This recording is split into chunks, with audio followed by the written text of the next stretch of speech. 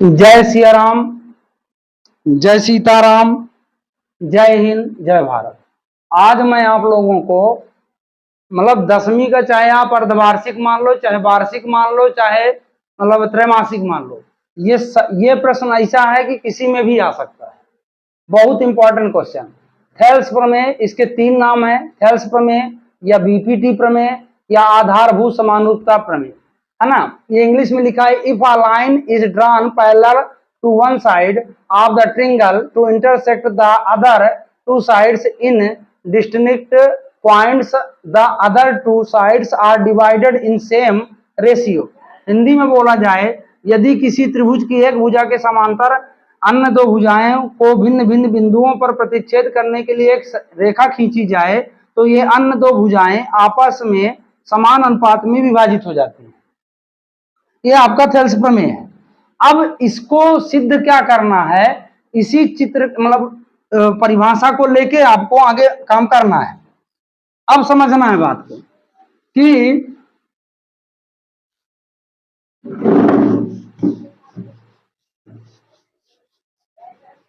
देखो, चित्र बाहर से नहीं बनाना है। ये क्या कहता है, किसी त्रिभुज की एक भुजा, मतलब हमको ये बता रहा कि पहले एक त्रिभुज बनाओ। हमने एक त्रिभुज बनाया के समांतर अन्य 2 भुजाओं को भिन्न भिन्न बिंदुओं पर, तो समांतर बोला तो एक समांतर रेखा खींचो। सपोज दैट मान लो हमको ए बी सी नाम दिया, इसका डी ई नाम दे दो, ठीक है। जो कहता जाता उतना भिन्न भिन्न बिंदुओं पर प्रतिच्छेद करने के लिए, अब भिन्न बिंदुओं पर जैसे मान लो कि एक बिंदु ये हो गया, यहां से मान लो ऐसा प्रतिच्छेद कर दो, एक इसको ऐसा प्रतिच्छेद कर दो, एक यहां से ऐसा जोड़ दो, एक यहां से ऐसा जोड़ दो। ये ई है, इसको एफ मान लो, इसको जी मान लो, है ना। अन्य 2 भुजाएं समान अनुपात में विभाजित, एक रेखा खींची जाए तो ये अन्य 2 भुजाएं समान अनुपात में विभाजित हो जाती हैं। मतलब कि ये एडी अपॉन डीबी और एई अपॉन ईसी हो जाएगा, है ना, समान अनुपात हो जाएगा। बात समझ में आई। अब इसमें हमको क्या करना है कि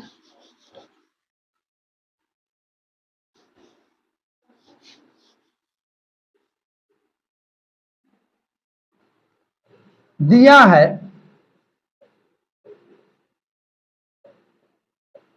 त्रिभुज एबीसी, त्रिभुज एबीसी में, त्रिभुज एबीसी में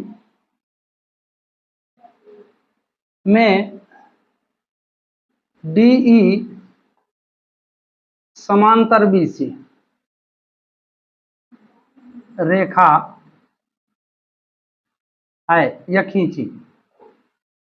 त्रिभुज एबीसी में डीई किसके समांतर है, बीसी के समांतर रेखा है या खींची भी लिख सकते हो, ठीक है। बात समझ में आई। अब इतना हो गया। अब रचना इसमें लिखना पड़ेगा, तो इंग्लिश मीडियम वाले लिखेंगे, गिवन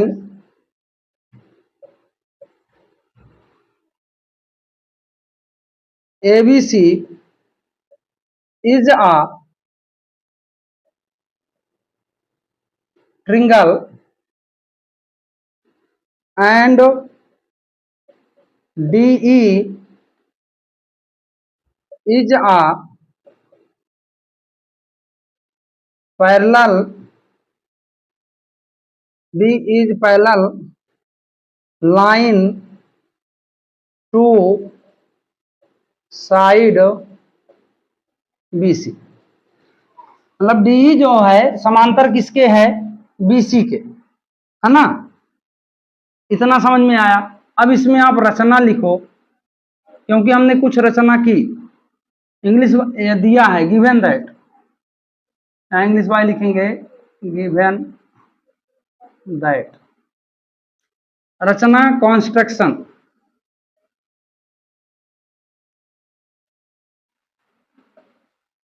रचना हमने क्या किया कि देखो डी को जी से मिलाया, ई को एफ से मिलाया और बी ई को डी से, है ना। तो डी को जी एवं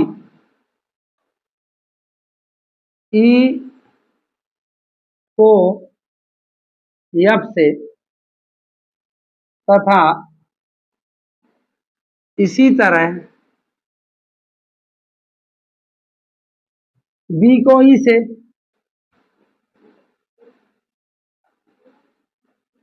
एवं डी को सी से मिलाया।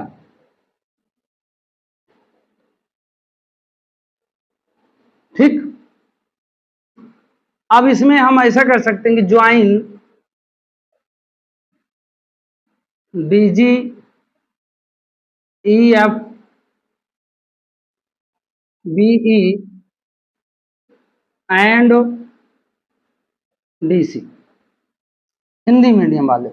और यहां जो है फिर अब देखो इसमें देखना, यह दिमाग लगाना है कि 90 डिग्री यहां बनेगा यहां, तो जहां 90 डिग्री बने वहां से आपको लंब की गणना करनी, किसकी, लंब की। तो हिंदी मीडियम वाले भी चाहिए इसी चीज को लिख देंगे एंड ई एफ, ये लंब है परपेंडिकुलर, है ना, ई एफ लंब A B and E F, है ना, और डीजी लंब ए सी। हिंदी मीडियम वाले भी इसके आगे लिख देंगे कि ई एफ लंब ए बी और डीजी लंब ए सी है। ठीक, इतना समझ में आया। अब इतने के बाद आगे जो है अब जो समझना है वो समझिए, मेन चीज।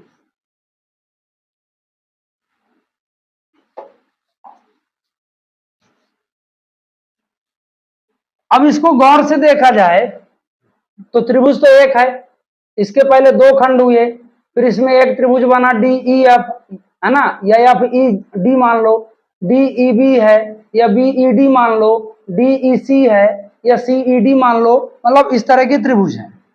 अब इसमें हमको टू प्रूफ करना है, प्रूफ सिद्ध क्या करना है, कहता है कि समान अनुपात में विभाजित होते हैं, तो मतलब यहां से यहां तक की दूरी और यहां से यहां तक की दूरी बराबर है, ये कहता है। तो एडी अपान डीबी बराबर ए ई अपान ई सी। ठीक, ये सिद्ध करना है, टू प्रूफ। अब प्रूफ क्या करना, व्युत्पत्ति। अब ये आएगा कैसे, तो टू प्रूफ, हम प्रूफ दे रहे हैं कि ऐसा है। अब इसके बाद देखो, अब इसमें देखा जाए तो देखो इसको देख के अगर आप लगाते हो सवाल तो बन जाएगा। सबसे पहले क्या है, एडी, तो हमको एडी को कवर करने के लिए एडीई लेना पड़ेगा। तो त्रिभुज एरिया, त्रिभुज एडीई, हिंदी मीडियम वाले क्षेत्रफल है, क्या है, वैसे भी समझ, एरिया भी लिखोगे तो कोई गलत नहीं, हिंदी मीडियम वाले लिख देंगे। तो समझने के लिए क्षेत्रफल, क्षेत्रफल त्रिभुज एडी, एडी हमने क्यों लिया, क्योंकि ये एडी यहां से है तो एडीई इसको कवर किए। अब डीबी पहले इसको लिख लो, तो एरिया आप, तो हम ये जानते हैं कि त्रिभुज का क्षेत्रफल बराबर होता है 1/2 आधार गुणे ऊंचाई, होता है कि नहीं होता, है ना। तो 1/2 आधार गुणे ऊंचाई, तो इसमें लिखेंगे 1/2 आधार को इंग्लिश में कहते हैं बेस इनटू हाइट। ठीक है, अब इसके लिए डीबी के लिए हमको डीबी वाला कवर करना पड़ेगा, तो डीबी के लिए लेना पड़ेगा एरिया त्रिभुज डीईबी।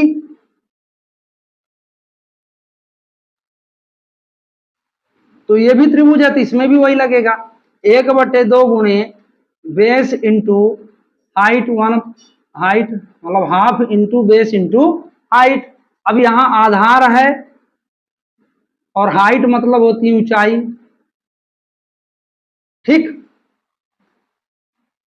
अब 1/2, अब देखो एडीई को देखना गौर से, एडीई, हाँ एक बात और समझ लो, जहां लंब है उस रेखा से आधार पर आप ऊंचाई की भी गणना कर लेना और मतलब आधार की भी गणना करना, तो गलत कतई नहीं हो सकता। तो एडीई मतलब ये जो है लंब है, अब हम जानते हैं कि लंब जो है आधार पर खड़ा होता है, जिसको सपोर्ट करता है ये लंब है त्रिभुज में, है ना, ये आधार है। तो अगर आधार जो लंब जिस पर खड़ा है वो आधार रेखा होगी, तो लंब किस पर खड़ा है, एडी पर, तो एडी क्या हुआ, इसका बेस हुआ कि नहीं हुआ। और हाइट जो है, तो जब ये लंब जो है तो इसको अल्टीट्यूड बोलते हैं इंग्लिश में, शीर्ष लंब, है ना, ऊंचाई, तो ऊंचाई इसकी क्या होगी, ई एफ, ई एफ, क्योंकि इसके ऊपर ये लंबवत है। बात समझ में आ रही। अब इसके आगे यहां 1/2 इंटू, अब डीईबी, डीईबी, ठीक है, तो डीईबी में आधार आप देखोगे तो डीबी है। अब यहां बच्चे थोड़ा कंफ्यूज होंगे कि हाइट इसकी ईएफ कैसे बनेगी, तो चूंकि इसको हमने समांतर रेखा बता दिया, क्या बता दिया है, समांतर रेखा, तो जब इसकी हाइट अगर हमको लेना पड़ेगा, इसकी हाइट हमको, जैसे मान लो ये त्रिभुज हो गया, ये ऐसा है, तो ये डी बी ई है, अब ये तो समांतर है, इसके आगे अगर इसको हम और बढ़ा दें और फिर यहां से, तो ये इसकी हाइट का, ये हाइट का काम करेगा, है ना, ये बात समझना है।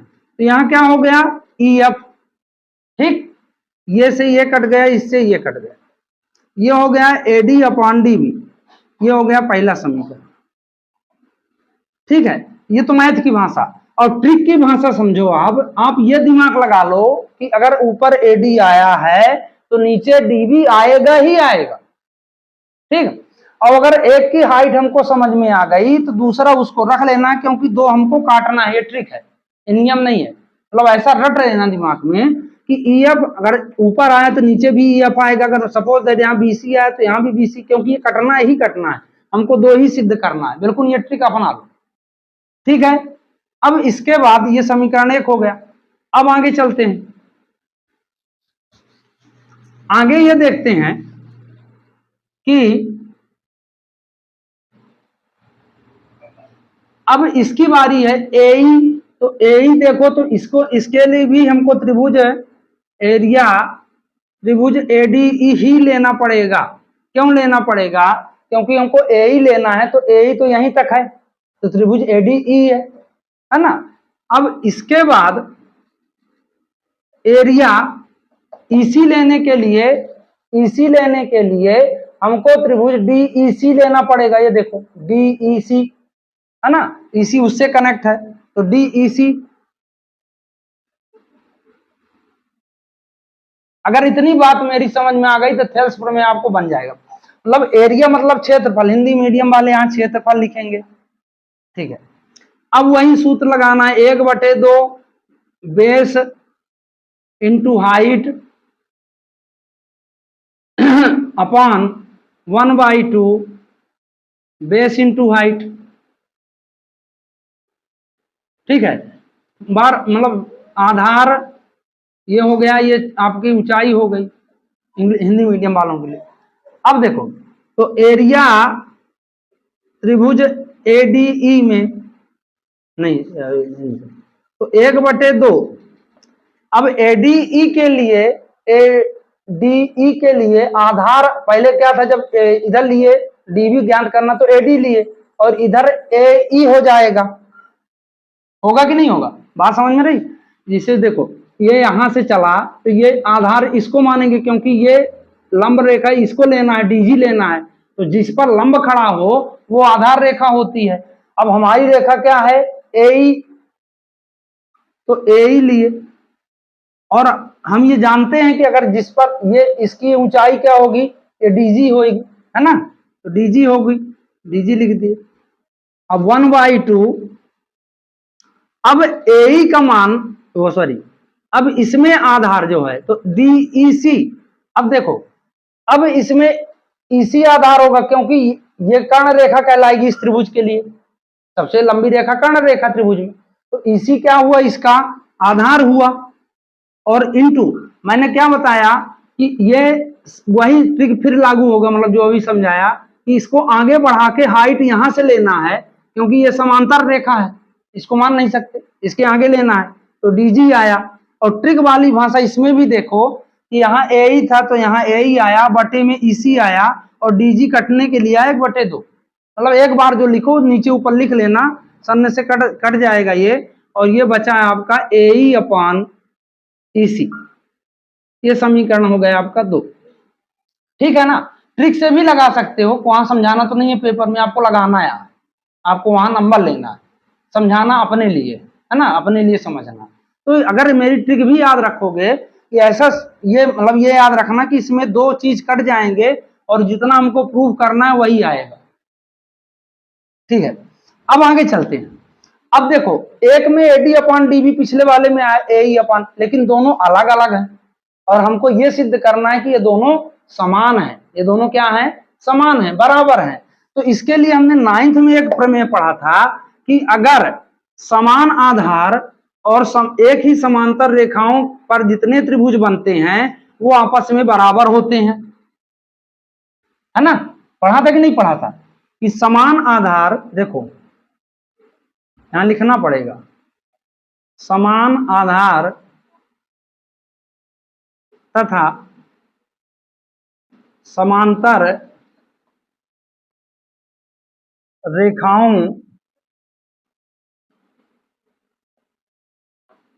पर बने त्रिभुज समान होते हैं, बराबर होते हैं। इंग्लिश वाले क्या लिखेंगे, ट्रिंगल बिटवीन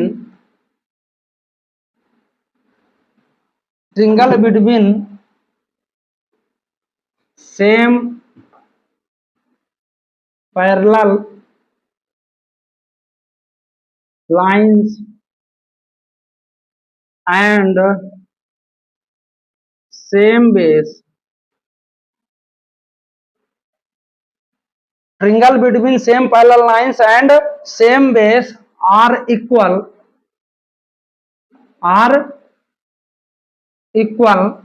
है ना, इन एरिया। मतलब अगर एक आधार और समांतर रेखा, मतलब एक ही समांतर रेखाओं के बीच में जो बने, मतलब त्रिभुज बनते हैं, वो आपस में बराबर होते हैं।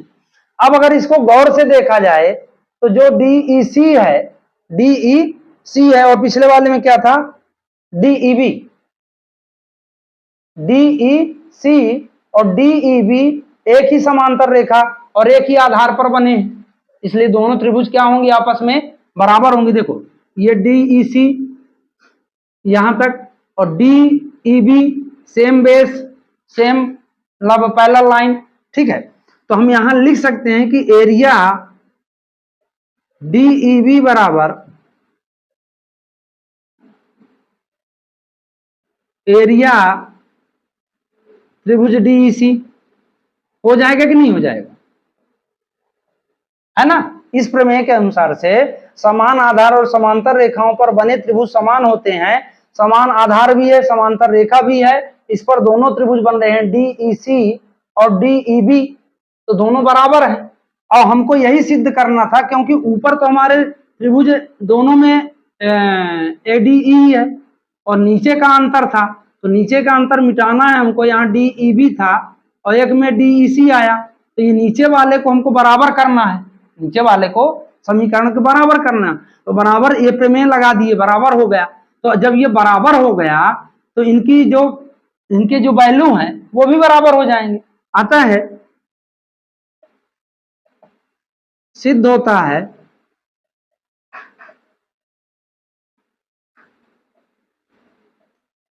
एडी अपान डीबी इक्वल एई अपान ईसी, है ना। यहां इंग्लिश में लिखेंगे, सो प्रूव दैट ये लिख देना बस, है ना। तो मेरी देखो, मेरी बात समझना, मैंने ट्रिक से भी बताया, ट्रिक ज्यादा अच्छा रहेगा क्योंकि अभी त्रैमासिक परीक्षा है और ज्ञान भी अच्छा है, मतलब दोनों चीज को आप लेके चलेंगे तो ये कभी थैलेसीमिया आपसे भूल नहीं सकता, है ना। तो मैं आशा करता हूं कि ये वीडियो आपको पसंद आएगी, तो चैनल को लाइक सब्सक्राइब शेयर जरूर कीजिए। जय हिंद, जय भारत।